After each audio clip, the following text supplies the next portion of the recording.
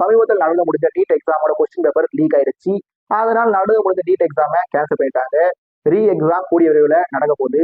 இதை கண்டித்து அந்த மாநிலத்துல இந்த மாநிலத்துல தமிழ்நாட்டுல சொல்லி எண்ணற்ற கட்சிகள் ஆர்ப்பாட்டம் போராட்டம்னு சொல்லி தங்களோட கருத்துக்கள் தங்களோட கண்டனங்கள்னு சொல்லி நீட் தேர்வு சம்பந்தமா கருத்து தெரிவிக்காத தமிழக அரசியல் தலைவரே இல்லைன்ற மாதிரி மறுபடியும் ஒரு முறை நீட்டை வச்சு அரசியல் செய்ய ஸ்டார்ட் பண்ணியிருக்காங்க.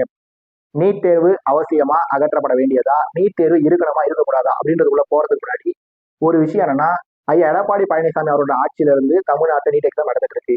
தமிழ்நாட்டோட இன்றைய எதிர்கட்சி தலைவரான திரு உதயநிதி ஸ்டாலின் அவர்கள் ஆட்சிக்கு வரத்துக்கு முன்னாடி என்ன சொல்லியிருந்தாருன்னா, ஐயா முத்துவேல் கருணாநிதி ஸ்டாலின் அவர்கள் ஆட்சிக்கு வந்த உடனே நீட் தேர்வுல இருந்து விலக்கு வாங்குறதுக்கான ரகசியம் எங்களுக்கு தெரியுங்க அப்படின்னு சொல்லி தேர்தல் வாக்குறுதியா கொடுத்திருந்தாங்க. அப்படின்னு சொன்ன பிறகு ஐயா முத்துவேல் கருணாநிதி ஸ்டாலின் அவர்கள் 2021 தமிழ்நாட்டோட முதலமைச்சர் ஆயிட்டாரு. 2021 இருந்து 2026 வரைக்கும் 5 வருஷம் முழுசா முதலமைச்சரா இருந்துட்டாரு. இப்ப எலெக்ஷன்ல கொளத்தூர் தொகுதியில போட்டிட்டு தோத்துட்டாருன்னு சொல்லி எல்லாமே நடந்து முடிஞ்சிருச்சு. ஆனா நீட் தேர்வு ரத்தாகல. நீட் தேர்வுல இருந்து தமிழகத்துக்கு விலக்கு கிடைக்கல. நீட் தேர்வு நடக்குது வருஷா வருஷம் நடந்துட்டே இருக்கு. இப்படி ஐயா எடப்பாடி பழனிசாமி அவரோட ஆட்சியில நீட் தேர்வு நடந்திருந்தது. ஐயா முத்துவேல் கருணாநிதி ஸ்டாலின் அவரோட ஆட்சியிலையும் நீட் தேர்வு நடந்தது. இப்ப திரு சி ஜோசப் விஜய் அவரோட ஆட்சியிலையும் நீட் தேர்வு கண்டிப்பாவே நடக்கதான் போகுது.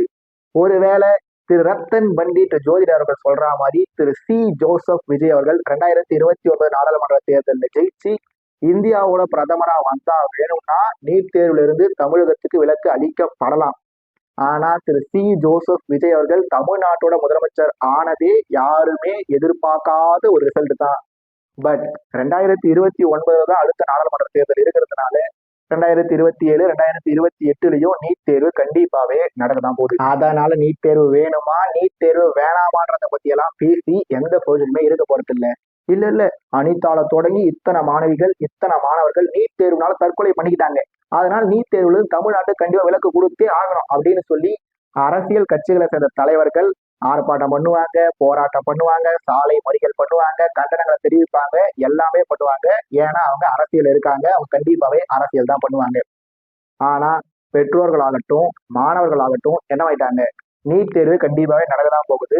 அதனால நாம நீட் தேர்வுக்கு ப்ரிப்பேர் ஆகும் அப்படின்னு சொல்லி ப்ரிப்பேர் ஆக ஸ்டார்ட் ஆயிட்டாங்க. அதுதான் சரியான முடிவு.